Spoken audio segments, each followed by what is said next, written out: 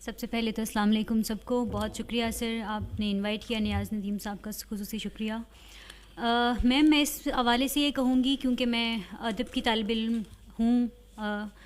میں یہ کہوں گی کہ نظم کا تعلق یا شاعری کا تعلق جو ہے وہ بنیادی طور پہ اندرونی آہنگ سے ہوتا ہے.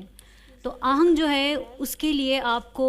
کوئی خاص پیراہا ڈھونڈنے کی ضرورت نہیں ہوتی, پیرایا ڈھونڈنے کی ضرورت نہیں ہوتی کہ آپ اس کو افسانے میں بیان کریں گے یا کسی اور چیز میں کریں گے. شاعری کا تو بنیادی تعلق ہی میرے خیال میں, جہاں تک میں سمجھتی ہوں, وہ آہنگ سے ہے.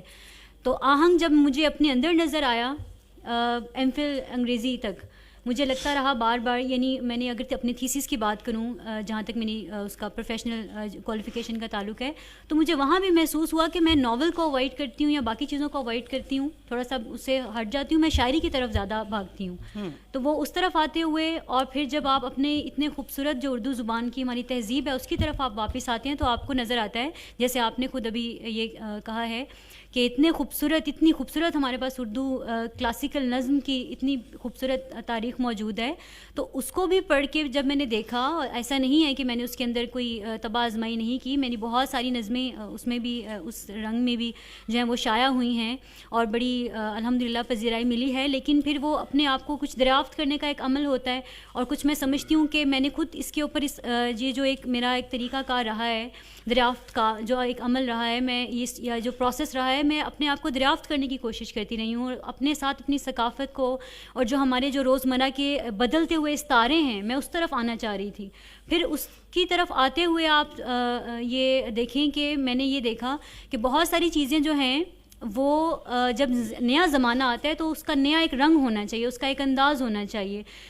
کیونکہ اس زمانے کے جو لوگ ہوتے ہیں وہ اسی زبان میں اور اسی طریقے سے اس کو انہیں سمجھنا ذرا ان کے لیے آسان ہوتا ہے. تو وہ اس طرف کچھ آتے ہوئے میں یہ کہوں گی کہ شاید یہ جو راہ ہے وہ درمیانی سی کوئی ایک راہ بن گئی کہ انگلش پروز پوئٹری سے ہوتے ہوتے جو ہے میں اس طرف اردو نثری نظم کی طرف آ گئی. اور پھر مجھے محسوس یہ بھی ہوا کہ بڑا بھرپور اظہار میرا جو ہے وہ باقی, یعنی افسانہ نگاری میں نے طبع آزمائی کی ہے, دوسری اور چیزوں میں کی ہے, لیکن نثری نظم میں مجھے بہت زیادہ ایک بڑا ایک الہامی جو سلسلہ ہے جو جڑا ہوتا ہے نظم کے ساتھ یا شاعری کے ساتھ یا کسی بھی ایک تخلیق کے ساتھ, تو مجھے بہت محسوس ہوا یہاں پہ بڑا بھرپور سا ایک اظہار مجھے یہاں محسوس ہوا. سو میں نے اسی میں یہ ایک پہلی کوشش سے کی ہے اور الحمدللہ پذیرائی ملی ہے. اور بس میں یہی کہوں گی کہ ابھی دیکھنا ہے اپنے آپ کو, دریافت کرنا ہے, یہ عمل تو چلتا رہے گا اور دیکھتی رہوں گی. جیسے آپ نے کہا کہ آپ تینوں زبانوں میں آپ نے طبع آزمائی ایک ساتھ شروع کی ہے, پنجابی میں بھی آپ لکھتی ہیں اور انگریزی میں بھی آپ لکھتی ہیں, تو آپ کیا محسوس کرتی ہیں کہ آپ کیا ہم یہ سمجھیں کہ آپ کی تشنگی رہ جاتی ہے, یا آپ کے کچھ موضوعات کی اتنی رنگا رنگی ہے کہ کسی کو آپ پنجابی میں, کسی کو اردو میں اور کسی کو انگریزی میں باندھتی ہیں؟ یہ سلسلہ کیوں رکھا ہے آپ نے؟ تخلیق کا جو سلسلہ ہے نا, میرے نزدیک تو یہ بڑا ایمانی اور الہامی سلسلہ ہے. Sorry for my voice. تو یہ تو جہاں تک تخلیق کا تعلق ہے, اس کا تخلیق جو ہے میرے خیال میں اپنا اظہار ساتھ لے کے آتی ہے. وہ جس زبان میں, جس طرح سے, جس طرز میں اس کا اظہار ہونا ہوتا ہے, وہ باقاعدہ شاعر کے اوپر یا لکھنے والے کے اوپر وہ وارد ہو جاتی ہے. تو مجھے بہت کم ایسے مواقع آئے ہیں جہاں مجھے سوچنا پڑا ہو کہ جہاں میں نے اس کا آہنگ یا کوئی طریقہ بنانا ہے, کہیں کسی پروز نظم میں, میں کہہ سکتی ہوں نثری نظم میں. اس کے علاوہ تو کہیں بھی, جیسے آپ انگلش کی بات کریں یا پنجابی میں, آپ حیران ہوں گی کہ ہمارے گھر میں پنجابی, حالانکہ ہمارا تعلق پنجاب سے اور پنجابی بہت کم بولی جاتی ہے, لیکن میں نے سب سے پہلی جو میری طبع آزمائی تھی وہ پنجابی میں تھی, اور وہ بڑی بھرپور قسم کی وہ نظمیں تھیں, اور وہ بڑی عوام سے ان کو شابش بھی مل گئی, اور اس طرح سے یہ سلسلہ رہا ہے. تو میں تو یہی سمجھتی ہوں کہ اگر آپ کا بھرپور اور سچا اظہار جو ہے وہ جس زبان میں وہ آنا چاہے گا وہ واقع ہو جائے گا. بالکل ٹھیک کہہ رہی ہیں.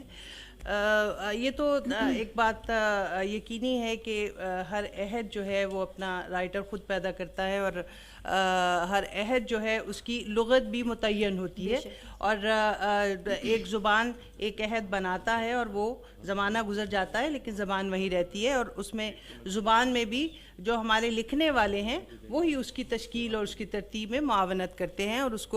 کو زندہ رکھنے میں انہی کا عمل دخل ہوتا ہے. میں ایک اور آپ سے جو بات کہنا چاہ رہی ہوں کہ یقیناً ہر عہد کی شاعری میں یا ہر عہد کی تحریر, اس کا فکشن, اس کا ناول, اس کا افسانہ, وہ یقیناً اس عہد کا ترجمان ہوتا ہے. اور آج بھی اگر ہم پچھلی صدیوں کی اگر ہم تاریخ دیکھتے ہیں تو اس کو ہم تلاش کرنے کے لیے ہم تحریروں کا ہی سہارا لیتے ہیں اور اس کی آپ کہہ لیجئے شاعری پڑھتے ہیں, اس کے ناول دیکھتے ہیں کہ اس میں کیا کیا اہم واقعات آئے, کیا کیا چیزیں اس پر اثر انداز ہوئیں اور کس چیز نے اس کو بنایا اور کس چیز نے اس کو بگاڑا. اب مسئلہ یہ ہے کہ آپ آج کے دور کی شاعرہ ہیں, اور آج کا دور کیا ہے؟ آج کا دور تو وہ دور ہے کہ جہاں لیڈی ڈاکٹرز جو ہیں وہ اپنے ہاسٹلس کے کمروں میں جن کو لٹکی ہوئی لاش جس کی ملتی ہے, یا یہ وہ دور ہے کہ جہاں پر ایک معمولی سی اور چھوٹی سی یا کسی بھی بات پر زندہ انسان کو اینٹیں مار مار کے مار دیا جاتا ہے. تو آپ کیا سمجھتی ہیں کہ آپ کی شاعری جو ہے اس عہد کی ترجمان ہونے کی طرف راغب ہے؟ کیا آپ سوچتی ہیں کہ آپ ایسے معاشرے میں پیدا ہوئی ہیں تو مجھے اپنی شاعری کے ذریعے کچھ اس میں زندہ رہنے والی باتیں جو ہیں وہ کرنی چاہیے؟ یا ویسے تو ہم سب شعراء ضروری نہیں ہے کہ ہم کسی نظریے کے تحت شاعری کر رہے ہوتے ہیں. بڑی شاعری جو ہے بہرحال صوفیہ کی شاعری بڑی شاعری مانی جاتی ہے, اس کے بعد نظریاتی شاعری ہے, اس کے بعد محبت کی شاعری ہے, کوئی ایسی شاعری جس میں کوئی ایک خاص فلسفہ, ہم بہت سے نام اس میں ہم مزاحمتی شاعری ہے, نسائی شاعری ہے. آپ کیا سمجھتی ہیں کہ آج کی جو وہ پود کے جو اب قلم کے ذریعے اس میدان میں آئی ہے وہ کیا لکھے گی, وہ کیا لکھنا چاہتی ہے, یا اسے کیا لکھنا چاہیے؟ میں ایک رائٹر ہونے کے تحت تو سب سے پہلے یہ سمجھتی ہوں کہ کوئی بھی لکھنے والا اتنا حساس تو کم از کم ضرور ہوتا ہے کہ وہ اپنے دور سے بے خبر نہیں رہ سکتا. کوئی نہ کوئی آواز اس کو اندر سے تنگ کرتی رہتی ہے یا آتی رہتی ہے, وہ آپ ضمیر کی کہہ لیں یا تخلیق کی کہہ لیں یا کوئی بھی, اس کو وہ چبھن, وہ احساس اس کے اندر موجود ہوتا ہے تو وہ اس طرف آتا ہے. اگر وہ ذاتی بھی اس کا اظہار, جیسے آپ نے محبت کی شاعری کی بات کی ہے یا کچھ اور بھی, اگرچہ اس کا ظاہری رنگ مزاحمتی نہیں بھی ہے تو بھی وہ اپنے اندر سے اپنے ساتھ لڑ کے سامنے آیا ہے تو ہی اس نے محبت کی بات کرنا چاہیے. پہلی تو میں بات یہ کہوں گی. دوسری بات یہ ہے کہ جہاں تک میری, اگر آپ پرسنل یہ بات کرتی ہیں کہ میں نے اس پہ بات کی ہے یا نہیں کی, یا اپنے دور کا سوچا یا نہیں سوچا, ایک مرتبہ پہلے تھیسیز کوئی کام اس پہ ہو رہا تھا میری کتاب پہ, تو اس میں یہ ایک سوال اٹھایا گیا تھا اور میں نے وہاں بھی یہی کہا تھا کہ ایسا نہیں ہو سکتا کہ ایک محسوس کرنے والا, جیسے آپ نے مثالیں دی ہیں کہ جہاں لاشوں کا دور ہے اور قتل عام ہے اور اس کے علاوہ بہت سارے ایسے مسائل نسائی بھی ہمارے سامنے موجود ہیں, تو ہم اسے بے خبر نہیں رہ سکتے. ایسا کبھی نہیں ہو سکتا کہ ہمارے معاشرے میں ہمارے ارد گرد ایسی چیزیں چل رہی ہیں اور ہم محبت کی نظم لکھ رہے ہیں. ہاں, یہاں جہاں تک یہ اگر آپ اس کتاب کی بات کرتی ہیں تو ایک اس کتاب کو جہاں تک میں نے ترتیب دینے کی کوشش کی ہے, میں نے خود سے یہ ایک دانستہ کوشش کی ہے کہ میں جو چیزیں سامنے لانا چاہ رہی تھی آہنگ کے حوالے سے یا نئے استاروں کے حوالے سے, ان کو میں نے اس میں شامل کیا ہے. اور جہاں تک میری دوسری نظموں کا تعلق ہے اور دوسرے موضوعات جیسے آپ کہہ رہی ہیں جس میں نسائی اور دوسرے جو معاشرتی اور ثقافتی چیزیں بھی جس میں ساتھ ساتھ چل رہی ہیں, سیاسی بھی,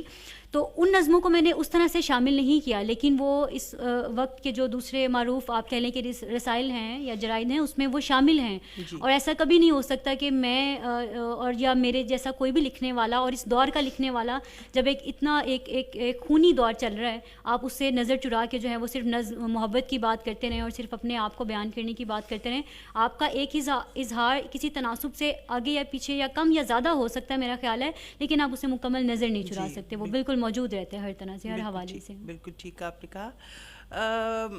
فاطمہ, جیسے کہ ہم دیکھتے ہیں کہ شاعری جو ہے وہ نثر کی نسبت ایک تھوڑی سی آپ کہہ لیجیے اس میں رومانٹسزم کا ایلیمنٹ ایک نیچرلی اس کے ہر پہلو میں دکھائی دیتا ہے. اس میں اس کی زبان بھی جو ہے وہ آپ کہہ لیجئے اس میں نرمی, اس میں موسیقیت, اس میں رچاؤ, اس میں لب و لہجہ, اس میں تماثیل, اس میں تشبیہات, اس کی جو بھی لوازمات ہیں کہ جو شاعری کی زبان جو ہے یا جو اس کا ایک آپ کا مخصوص سٹائل جو ہے کسی ایک شاعر کا, وہ جھلکتا ہے. تو کیا آپ سمجھتی ہیں کہ جو شاعری کی زبان ہے وہ صرف شاعرانہ زبان ہی ہونی چاہیے؟ کیونکہ اب جو جدید رویے جو ہیں اس کے تحت جب ہم نظم خاص طور پہ دیکھتے ہیں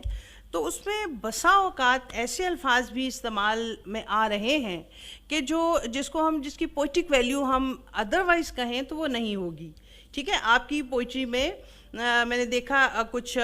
ڈاگس کی کچھ اسپیشیز جو ہیں ان کا ذکر ہے، پھر اور کچھ اس طرح کی جیسے وہ الفاظ کے جو تھوڑے سے کھردرے آپ کہہ لیجئے، تھوڑے سے جو ہے پڑھ کر ایک دم آپ کو تھوڑا سا شاکنگ ہے. کیا آپ سمجھتی ہیں کہ شاعری کی زبان کو صرف شاعرانہ ہونا چاہیے؟ اس کا بھی اس سوال کا تعلق میں تھوڑا سا پچھلے سوال سے جوڑنا چاہوں گی کہ جب آپ کہتے ہیں کہ آپ ایک عہد کا یا اپنے عہد کا اظہار کر رہے ہیں تو پھر اس اظہار میں جو تجربہ آپ پر گزرتا ہے آپ اس کو بالکل کوشش کرتے ہیں کہ آپ اسی طرح سے اس کو بیان کرنے کی کوشش کریں، اور جب بات بیان کی آتی ہے تو پھر اس میں آپ کو تھوڑا سا کھردرا بھی ہونا پڑتا ہے، آپ کو تھوڑا سا سچا بھی ہونا پڑتا ہے، آپ کو تلخ بھی ہونا پڑتا ہے، اور اس طرح کی بہت سارے جو چیزیں ہیں وہ آپ کے اوپر گزرتی ہیں. یہ سننے والوں میں پر یا جو ہمارے قاری ہیں ان پر بھی تھوڑا سا منحصر ہے کہ وہ ان کا موڈ کیسا ہے، یا موڈ کے علاوہ وہ کس طرح کی جو شاعری جو اس دور میں چل رہی ہے اس کو زیادہ ویلیو کر رہے ہیں یا زیادہ تھوڑی سی اہمیت اس کو دے رہے ہیں. اور دوسرا اس سوال کا تعلق ہے انفراد سے، کیونکہ جیسے آپ نے بات کی کہ بہت سارے ایسے آپ نے الفاظ دیکھے ہیں یا اگر تھوڑے بھی دیکھے ہیں، تو ایک شاعر جب اپنی راہ چنتا ہے تو انفراد کہیں نہ کہیں اس کے اندر اگر وہ سچا ہے تو وہ نظر آ جاتا ہے. جب وہ پھر اپنی راہ پہ چل رہا ہے تو پھر وہ اپنی راہ کو دیکھنا اس کے لیے زیادہ تھوڑا سا اہم ہو جاتا ہے، بجائے اس کے کہ وہ یہ دیکھے کہ دوسرے کیا سوچ رہے ہیں یا دوسرے کس طرح سے اظہار کر رہے ہیں یا دوسرے کی کیا چیز پسند کر رہے ہیں. کیونکہ میرے خیال میں تو یہ چیز زیادہ میرے لیے اہمیت کی حامل ہے کہ آپ یہ دیکھیں کہ آپ کیا بیان کرنا چاہ رہے ہیں اور کس طرح سے بیان کرنا چاہ رہے ہیں، بجائے اس کے کہ لوگوں کو کیا پسند آ رہا ہے. وہ پبلک پراپرٹی بننے سے بہتر ہے کہ آپ ذرا ایک سچا راستہ جو ہے وہ تلاش کرنے کی کوشش کریں. کیا ہم یہ کہیں کہ آپ ٹارگیٹڈ آڈینس کے لیے، ٹارگیٹڈ ریڈرز کے لیے آپ لکھ رہی ہیں کچھ اس طرح کی بات؟